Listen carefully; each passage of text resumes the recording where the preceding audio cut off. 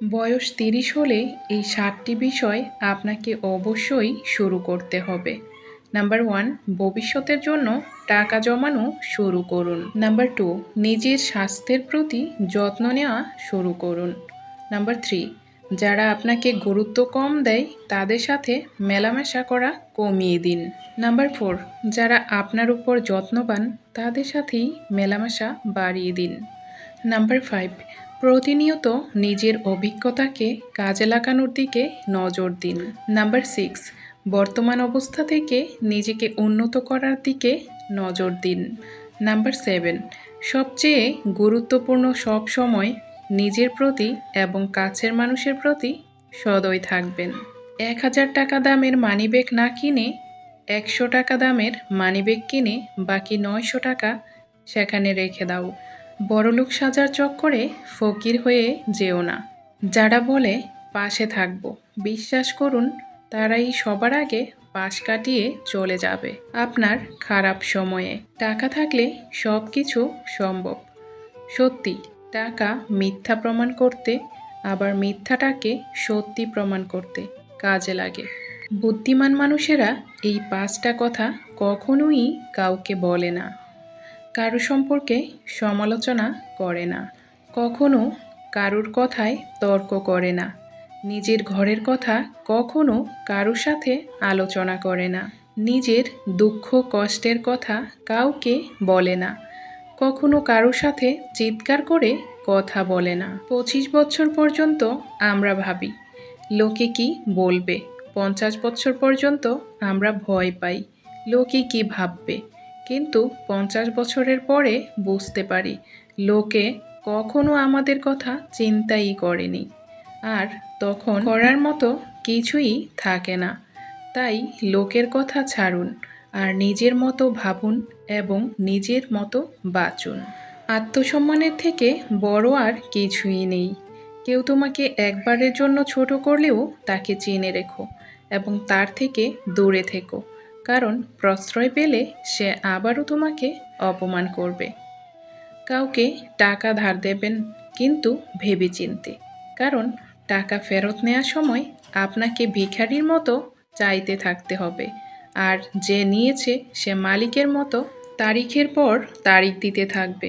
কথাটা তিক্ত হলেও এটাই সত্যি। সবার সাথে যতই ভালো ব্যবহার করো না কেন, কেউ না কেউ তোমার বদনাম করবেই।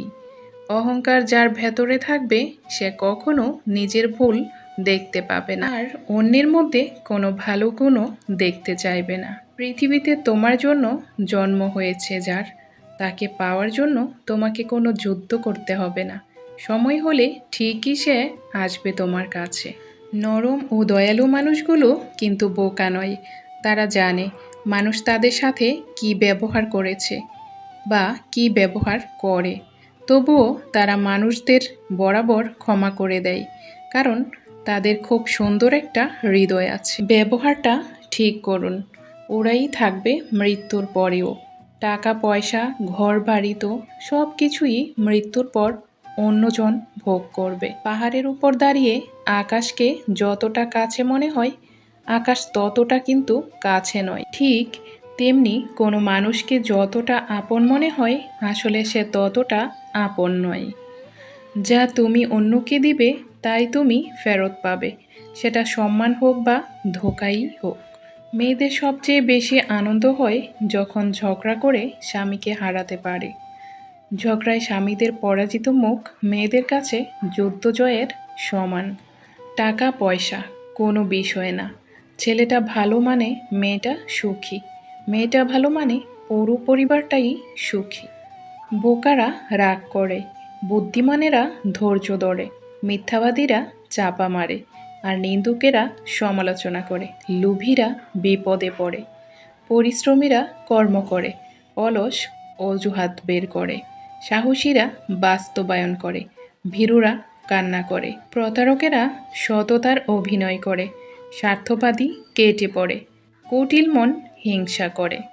যৌবনে যেসব স্বামীরা মুখোশধারী মানুষের কথায় স্ত্রীকে অপমান লাঞ্ছনা করার পর যখন সেই মানুষগুলো স্বার্থপরালে কেটে পড়ে, বিশেষত জীবনের শেষের দিকে, প্রতিটা ছেলেই বোঝে জীবনে স্ত্রীর ভূমিকা কতটা। কখনো কখনো সুখবরগুলো চেপে রাখতে হয়, কখনো কখনো নিজের সুসংবাদ নিজের কাছে গোপন রাখতে হয়। কারণ প্রত্যেকেই যে আপনার সুখবরে খুশি হবে তা কিন্তু নয়। কারণ তারা আপনার খুশিতে হিংসা অনুভব করতে পারে। ভরসা তাকিয়ে করো যে তোমার তিনটা জিনিস বুঝবে: হাসির পেছনে থাকা দুঃখ, রাগের পেছনে থাকা ভালোবাসা, চুপ থাকার পেছনে কারণ। যে আপনাকে পাত্তা দেবে না তাকে আপনিও পাত্তা দেবেন না, সে যত বড় বিখ্যাত মানুষই হোক না কেন। মনে রাখবেন, আপনার পৃথিবীতে আপনি রাজা। আর যে আপনাকে আপন ভাববে তাকে আপনিও আপন করে নিন। একটি সুখ মানুষকে বারবার হাসাতে পারে না, কিন্তু একটি দুঃখ মানুষকে আজীবন কাঁদাতে পারে। তাই মানুষকে দুঃখ না দিয়ে আনন্দ দিন।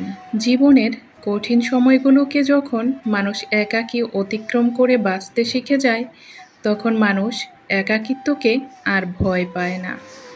টাকা থাকলে ভালোবাসা, বন্ধুত্ব, পরিবার, আপনজন, প্রিয়জন সকলেই খোঁজে নেয়। আর টাকা না থাকলে খোঁজ তো দূরের কথা, কেউ চিনতেই পারে না। মানুষের যন্ত্রণা যখন সীমা ছাড়িয়ে যায়, মানুষ তখন কান্না বন্ধ করে নীরব হয়ে যায়। একটি বাড়ির তুলনায় একটি দরজা অনেক ছোট্ট, একটি দরজার তুলনায় একটি তালা অনেক ছোট্ট, একটি চাবিকাঠি তাদের থেকেও অনেক ছোট্ট, কিন্তু ওই চাবিকাঠিই পারে ওই বাড়িটিতে প্রবেশ করাতে।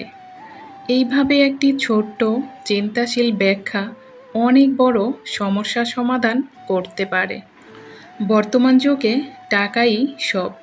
টাকা থাকলে তুমি অনুষ্ঠানের প্রধান অতিথি, টাকা থাকলে তুমি গ্রামের প্রধান, টাকা থাকলে তুমি বিশিষ্ট সমাজসেবক, টাকা থাকলে তুমি জনগণের নেতা, টাকা থাকলে তুমি গরিবের বন্ধু, টাকা থাকলে তুমি মা বাবার দায়িত্বশীল ছেলে, টাকা থাকলে তুমি শ্বশুরবাড়ির আদরের জামাই, টাকা থাকলে তুমি শালাশালির প্রিয় দুলাভাই, টাকা থাকলে তুমি আত্মীয় স্বজনের কাছে সবচেয়ে নামি দামি মানুষ, টাকা থাকলে তুমি অনেক বড় মনের মানুষ, টাকা থাকলে তুমি বন্ধুর ঘনিষ্ঠ বন্ধু, টাকা থাকলে তুমি বউয়ের কাছে সেরা স্বামী, টাকা থাকলে তুমি সন্তানের কাছে সেরা বাবা। যার কাছে টাকা নাই তার কাছে কিছুই নাই। টাকা ছাড়া এই জীবন বড়ই মূল্যহীন। আত্মীয় স্বজনের ব্যবহার অনেকাংশেই নির্ভর করে আপনার সম্পদ ও অর্থের ওপর। কথাটা শুনতে খারাপ লাগলেও এটাই বাস্তব। পোশাক হলো বাহিরের আবরণ, মানুষের আসল সৌন্দর্য হলো তার জ্ঞান, তার আচার আচরণ। খারাপ মানুষ চেনার উপায়, কখনো পরাজয় স্বীকার করে না, যুক্তিতে হারাতে চায় না, সর্বদা অহংকার করে কথা বলে, সব বিষয়ে পারদর্শিকতা দেখায়, নিজের ক্ষমতা দেখাতে চেষ্টা করে, সবাইকে সন্দেহ করে, সামান্য ব্যাপারে রেগে যায় এবং আঘাত করার চেষ্টা করে, সত্য মিথ্যা বলতে চায় না, অন্যকে সম্মান দেখানোকে দুর্বলতা ভাবে, কথায় কথায় তিরস্কার করে, মানুষের দুর্বল জায়গায় আঘাত করে, নিজের স্বার্থ আগে দেখে, নিজেকে খুব বুদ্ধিমান মনে করে। মানুষের মতো চেহারা হলেই মানুষ হওয়া যায় না, মানুষ হতে হলে সবার আগে মনুষ্যত্ব অর্জন করতে হয়। সত্যি তো এটাই, আপনি সফল না হওয়া পর্যন্ত ব্যর্থতার কোনো গল্পই কেউ শুনতে চাইবে না। মূর্খদের আড্ডা থেকে সব সময় দূরে থাকতে চেষ্টা করুন, অন্যথায় তারা আপনাকেও মূর্খে পরিণত করে দেবে। উদ্দেশ্য যদি সৎ হয় এবং লক্ষ্য যদি সঠিক থাকে, সাফল্য একদিন আসবেই ইনশাল্লাহ।